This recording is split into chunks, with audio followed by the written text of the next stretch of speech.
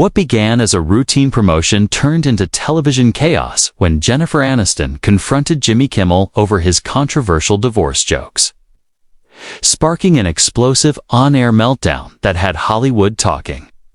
The studio audience had no idea they were about to witness one of the most uncomfortable moments in late-night television history. Jennifer Aniston entered the Jimmy Kimmel live set with her signature smile, waving to the cheering crowd as she settled into the guest chair.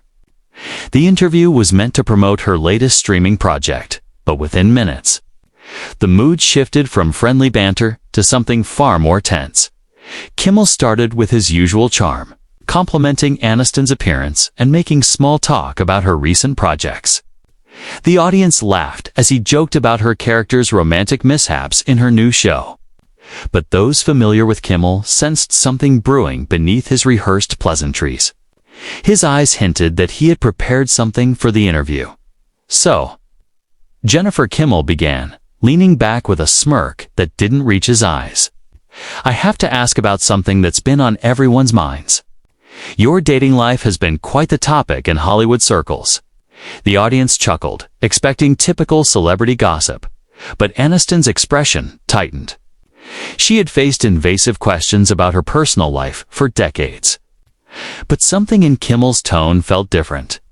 "Jimmy, you know, I prefer to keep my private life private," she replied diplomatically, her smile wavering. "I'm here to talk about my work."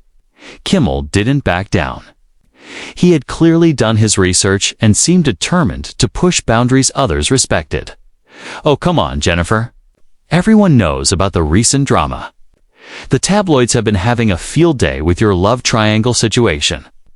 Kimmel pressed, his voice mocking, making some audience members shift uncomfortably. "I mean, at your age, don't you think it's time to settle down? The biological clock and all that." The comment landed like a punch. Aniston's smile disappeared, replaced by hurt and anger. The audience fell silent, sensing the conversation had crossed into something deeply personal. Kimmel had touched on one of the most scrutinized parts of her public life, her childless status, and personal choices. "Excuse me," Aniston said, her voice wavering as her composure cracked. "What exactly are you implying, Jimmy?" The studio's temperature seemed to drop as they locked eyes. Kimmel's team behind the cameras exchanged worried glances, realizing he had ventured into dangerous territory. Instead of apologizing, Kimmel doubled down with a forced laugh. "I'm just saying what everyone's thinking. You've been Hollywood's eternal bachelorette for what, 20 years now? Maybe it's time to face reality." His words were condescending, and the audience's discomfort grew. The cameras kept rolling as Aniston processed what had just happened. This wasn't playful roasting. It was personal humiliation disguised as comedy. Her hands gripped the chair as she fought to maintain composure, her eyes revealing a storm building inside. "You have absolutely no right to comment on my personal choices," she said, her voice gaining strength. "And frankly, I'm shocked that someone in your position would think it's appropriate to mock a woman's reproductive choices on national television." Kimmel seemed to realize he had miscalculated, but his ego wouldn't let him retreat. Instead, he made the choice that defined the rest of the evening.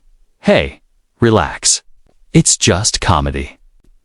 If you can't handle a little joke, maybe you shouldn't be doing interviews." His dismissive tone and patronizing gesture sent shockwaves through the studio. That's when Jennifer Aniston snapped her Hollywood composure evaporated as she leaned forward, her voice cutting through the silence like a blade. "Just comedy," she repeated, her tone dripping with incredulous rage. "You think attacking a woman's most personal struggles is comedy? You think decades of invasive speculation about my body and my choices is a punchline for your monologue?" The studio audience sat frozen, caught between fascination and horror as they watched Kimmel's carefully constructed persona unravel. Some pulled out their phones, realizing they were witnessing television history in real time. The cameras kept rolling, But the production team looked paralyzed, unsure whether to cut to commercial or let the disaster continue. Kimmel's face flushed red as he recognized his mistake. But his defensive instincts kicked in harder than his common sense. "Look, Jennifer, I didn't mean to offend you, but this is how late night works," he said. "We make jokes about celebrities. It's what people expect," he said. His voice had a whining quality, making him sound more like a scolded child than a seasoned host. "Don't you dare patronize me." Aniston shot back, her voice rising. "I've been doing this longer than you have, and I know the difference between professional comedy and personal cruelty. What you just did crossed every line of decency and respect." Her hands trembled, not from fear, but from pure adrenaline-fueled anger. The tension in the studio reached a breaking point as Kimmel made his second catastrophic decision of the evening. Instead of apologizing sincerely, he turned to the audience with a theatrical shrug. "Ladies and gentlemen, I guess we've hit a nerve tonight," he said with a forced chuckle, trying to make Aniston the villain of her own humiliation. The audience's uncomfortable laughter was sparse and quickly died out as they sensed the genuine pain radiating from Aniston. But their tepid response only seemed to embolden Kimmel further. "Come on, Jennifer. Don't you think you're being a little dramatic? It's not like I said anything that wasn't already in the tabloids." That comment proved to be the final straw. Aniston stood abruptly, her chair scraping the floor with a harsh screech that echoed through the now silent studio. "The fact that you think tabloid gossip justifies your behavior shows exactly what kind of person you are," she said, her voice steady but loaded with contempt. "I've spent 30 years in this industry being professional, being gracious and putting up with comments like yours because that's what we're supposed to do. We're supposed to smile and laugh along while men like you build careers tearing us down." Her words carried the weight of decades of frustration, not just her own, but that of countless women in entertainment. Kimmel's face went from red to pale as he began to grasp the magnitude of the moment. This was no longer a difficult interview. It was a career-defining confrontation that could damage his reputation. "Jennifer, please, let's just calm down and talk about this," he pleaded, his earlier cockiness gone. But Aniston was far from finished. "Calm down." She shot back. "You want me to calm down after you've humiliated me on national television?" Her voice cracked with emotion, revealing genuine hurt beneath her anger. "Do you have any idea what it's like to have strangers constantly dissecting your personal life, making assumptions about your happiness, your worth as a woman?" The studio was so quiet, every breath seemed amplified. Kimmel's band members looked away uncomfortably, while his sidekick shrank into his chair. Even the usually chatty audience had fallen silent, sensing something raw and unrehearsed was unfolding. "I've given you respect from the moment I walked out here," Aniston continued, her voice gaining power. "I've promoted your show. I've been gracious to your staff. And this is how you repay that courtesy, by ambushing me with personal attacks disguised as jokes." Kimmel opened his mouth to respond, but Aniston cut him off with a single gesture that silenced him completely. The power dynamic had shifted entirely, and everyone in the studio felt it. "You know what the worst part is?" Aniston said, her voice dropping to a dangerous whisper that somehow carried more impact than shouting. "You think you're entitled to my pain? You think my struggles are your content. My heartbreak is your material." Okay. She began pacing behind her chair, unable to contain the energy coursing through her. "But you've never had to endure what I have. You've never had your worth questioned because of your personal choices."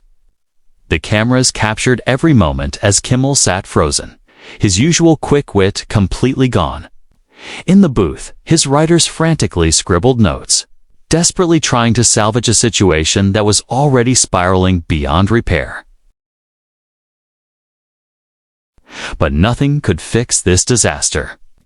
The host, who had built his career on making others uncomfortable, was now experiencing it himself, with no idea how to handle it. "I've watched you do this to other women," Aniston continued, her voice building like a gathering storm.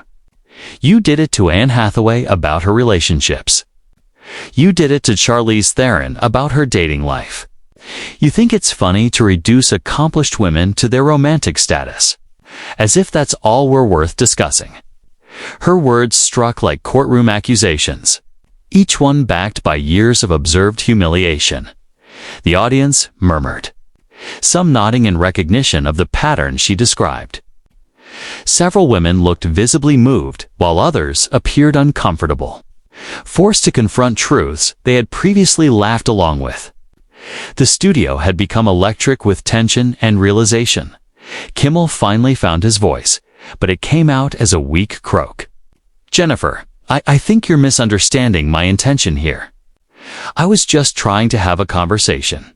Aniston's bitter laugh cut him off, devoid of any humor. "A conversation?" she repeated, eyebrows raised. "Is that what you call ambushing someone with deeply personal attacks? Because I must have missed the part where you asked for my consent to discuss my reproductive choices on national television." Her sarcasm was razor-sharp, slicing through any remaining pretense of civility. The studio's tension hit a fever pitch as Aniston moved closer to Kimmel's desk, commanding the space. "You want to know what's really pathetic, Jimmy?" she continued. "You punch down. You go after women because you know we're trained to take it gracefully. You'd never dare make these comments to a male guest, because you know they'd walk out or punch you in the face." Kimmel's face had gone completely white, sweat beading on his forehead as he grasped the full scope of his mistake. His usual smugness was gone, replaced by genuine fear, not of physical confrontation, but of professional destruction. Every word Aniston spoke was being broadcast live, and he could feel his career unraveling. "I've been nothing but professional with you," Aniston pressed on, her voice now steady and controlled, which made her words even more devastating. "I came here to do my job, to promote my work, to be a good guest. And you repaid that professionalism by trying to humiliate me for entertainment." Backstage, production assistants were in full panic, making frantic calls to network executives and legal teams. This was no longer just a difficult interview. It was a full-blown public relations catastrophe, with consequences far beyond tonight's show. The internet was already exploding with clips and commentary, turning the confrontation into a viral moment. "You know what the saddest part is?" Aniston said, her voice cracking slightly, revealing genuine emotion beneath her controlled anger. "I actually respected you once. I thought you were different. I thought you understood there's a line between comedy and cruelty." Her disappointment was somehow more damaging than her anger. Kimmel made one final, desperate attempt to salvage the situation. "Jennifer, please, can we just take a step back here? Maybe we got off on the wrong foot, but I never meant to." "You never meant to what?" Aniston interrupted, her voice rising again. "You never meant to hurt me. You never meant to cross the line. Or you never meant to get caught doing what you do to women every single night on this show?" Her questions hung in the air like formal charges, each one more damning than the last.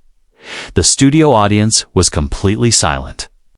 Some looked ashamed for laughing earlier. Others looked angry, realizing they had been complicit in what now felt like systematic harassment disguised as entertainment. The mood had shifted from uncomfortable to openly hostile, and Kimmel felt the weight of their collective judgment. "You want to know what real comedy is, Jimmy?" Aniston said, her voice settling into a dangerous calm, more terrifying than her earlier anger. "Real comedy doesn't require tearing down women to get laughs. Real comedy doesn't feed off someone else's pain." She paused, letting the words sink in. "But you wouldn't know that, would you? Because your entire career has been built on cheap shots and low blows. The devastation in her words was absolute. Kimmel looked like a man watching his world collapse in slow motion, his hands shaking as he gripped his desk, searching for anything that might stop the damage. But Aniston wasn't finished. "I've sat through thousands of interviews over my career," she continued, her voice carrying the authority of someone who had finally reached her breaking point. "I've smiled through inappropriate questions, laughed at jokes at my expense, and played along with the game because that's what we're supposed to do." She shook her head. "But not tonight. Tonight, I'm done pretending that this is acceptable." A few people in the audience began clapping slowly at first, till the applause spread, growing louder as others joined in. It wasn't the manufactured enthusiasm of a typical talk show audience.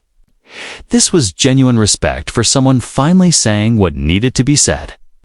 The sound seemed to give Aniston even more strength. "You've shown everyone watching exactly who you are," she said, gesturing toward the cameras still rolling. "You've revealed that behind all the jokes and the charm, you're just another man who thinks a woman's pain is your entertainment. And now everyone knows it."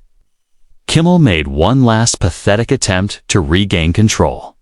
"Jennifer, I think we're both getting a little heated here. Maybe we should," but his voice was drowned out by the growing murmur of approval from the audience, who were clearly on Aniston's side. "No, Jimmy, we're not both anything," she cut him off with finality. "This is all you. This is your show. Your choice to attack me. Your decision to double down when you should have apologized. Own it." Her words hit like hammer blows, each one driving the final nails into the coffin of his credibility. Backstage, the production team was in chaos. Network executives were screaming into phones. Lawyers were being summoned. Social media managers watched helplessly as hashtags calling for Kimmel's firing began trending worldwide. The damage was spreading beyond the studio walls at lightning speed.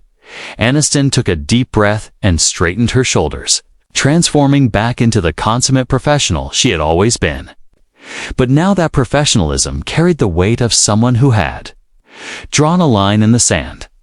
"I came here tonight to promote my work and to be a good guest," she said. "Instead, I've been forced to defend my basic human dignity on national television." She turned to address the audience directly, ignoring Kimmel completely, to everyone watching at home. "You deserve better entertainment than this. You deserve hosts who lift people up, not tear them down. And women everywhere deserve to be treated with respect, not turned into punchlines for someone else's career." The applause that followed was thunderous, sustained, and real.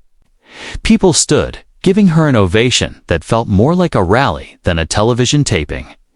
Kimmel sat helplessly at his desk, a broken man watching his empire crumble in real time. Aniston walked back to her seat, picked up her purse with deliberate calm, and said, "I won't be finishing this interview, and I won't be coming back to shows that treat women as targets instead of guests." Oh, with that, she turned and walked toward the exit, head held high, dignity intact. The audience erupted in even louder applause, many shouting words of support and encouragement. Some openly cried, moved by witnessing someone finally stand up to a system they had always felt powerless to challenge. As Aniston disappeared behind the curtain, the cameras captured Kimmel sitting alone at his desk, smaller and more pathetic than anyone had ever seen him. The audience continued applauding for several minutes, refusing to let the moment end when they finally quieted. The silence that followed was deafening. The show cut to an unscheduled commercial break. But the damage was already done, within hours. The confrontation had gone viral across every social media platform. "Respect Jennifer Aniston and Kimmel Must Go" began trending worldwide, as millions shared clips and expressed support for her stand. Major advertisers began pulling sponsorships from Kimmel's show before the night was over. Network executives called emergency meetings. Other female celebrities began sharing their own stories of similar treatment, creating a domino effect that would reshape talk show culture. Jennifer Aniston had walked into that studio as a guest promoting her latest project. She walked out as a symbol of change, and the entertainment industry would never be quite the same.